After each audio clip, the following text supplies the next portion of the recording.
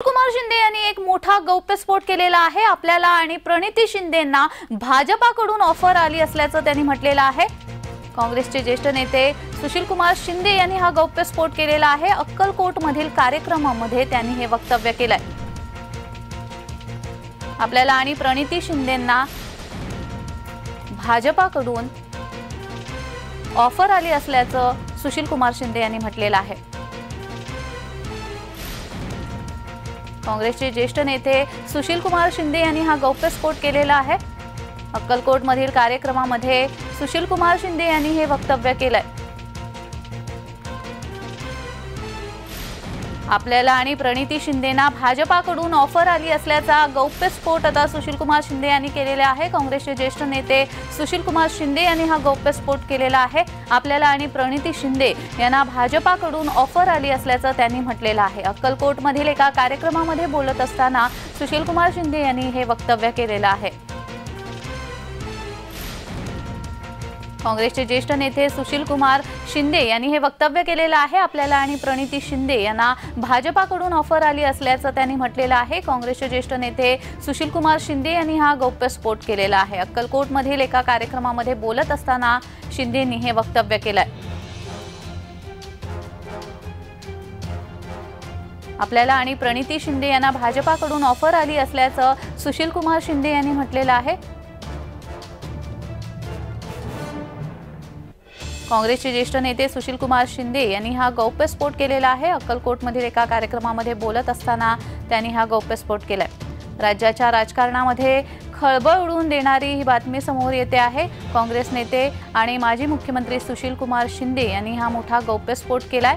आपल्याला आणि प्रणिती शिंदे यांना भाजपमध्ये येण्याची ऑफर देण्यात आली असल्याचा दावा शिंदे यांनी केलेला आहे। विशेष म्हणजे संध्याकाळी 5 वाजता भाजपचे नेते चंद्रकांत पाटील हे सुशील कुमार शिंदे यांची भेट घेणार असून त्यापूर्वी शिंदे यांनी केलेल्या गौप्यस्फोटामुळे राजकीय वर्तुळामध्ये एकच खळबळ उडालेली आहे। सुशील कुमार शिंदे यांनी हा गौप्यस्फोट केलेला आहे।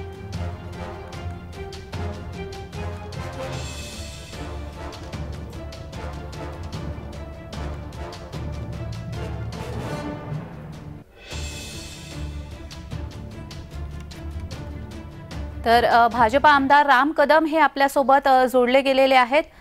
नमस्कार कदम साहेब, सुशील कुमार शिंदे यांनी हा मोठा गौप्यस्फोट केलेला आपल्याला समजतोय, या संदर्भात आपली प्रतिक्रिया?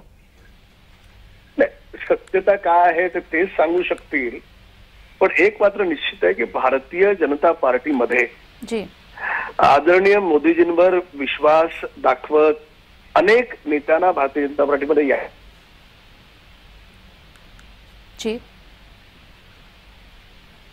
मोदीजींना एक विश्व नेता म्हणून स्वीकारलेला आहे जी। याही पूर्वी अजितदादा मोदींच्या कामावर विश्वास दाखवत भाजप सोबत आले।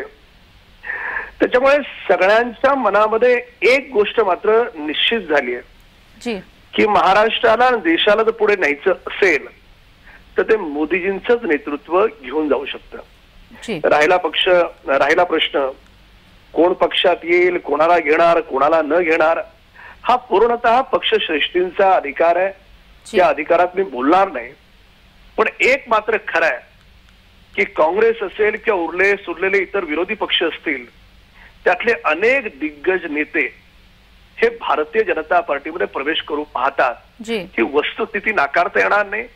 आता मी वर्तमानात 3 टर्मचा आमदार आहे, अनेक लोकांशी चर्चा होते, बोलणं होतं, तर खूप लोकांना भारतीय जनता पार्टी विषयी, मोदीजींविषयी, महाराष्ट्रात आदरणीय देवेंद्र फडणवीस साहेबांविषयी एक वेगळं आकर्षण की लोकांची कामं या पक्षाकडून होतात, हे सत्तेत असल्यावर होतात, हा एक विश्वास निर्माण झालाय जी। आणि म्हणूनच माननीय सुशील कुमार शिंदे साहेबांचं ते वक्तव्य असावं, पण त्या वक्तव्याची मला माहिती घ्यावी लागेल, मला पूर्ण माहित नाही त्याबाबत। पण ही स्थिती आपण याच्या अगोदरही पाहिली।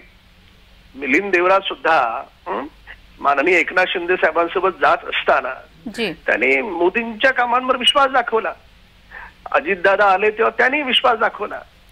माननीय एकनाथ शिंदे साहेब जेव्हा उद्धवजींना सोडून आले तेव्हा त्यांची विधानं जर सगळी आपण ऐकली तर डेव्हलपमेंट आणि डेव्हलपमेंट हा मूळ विषय होता।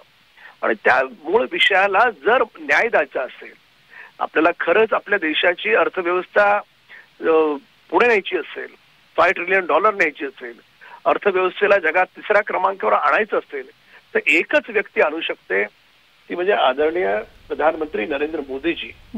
आणि या विश्वासावर आधारित सर्वच विरोधी पक्षातल्या लोकांचं बऱ्यापैकी या बाबतीत दुमत असण्याचं कारण नाही. कॅमेऱ्याच्या समोर काही बोलत असतील पण एकट्यामध्ये हे स्वीकारतात. तर त्याच्यामुळे माननीय सुशीलकुमार शिंदे हे दिग्गज नेते आहेत. ते काय निर्णय घेतात किंवा पक्षाचे आमचे नेते त्यांच्याशी काय बोललेत या बाबतीत मी वाच्यता करणार नाही, मला माहिती घ्यावी लागेल.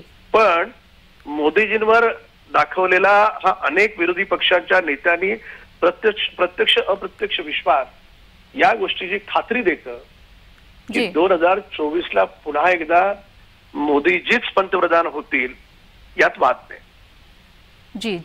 धन्यवाद कदमजी, तुम्ही दिलेल्या या प्रतिक्रियेबद्दल.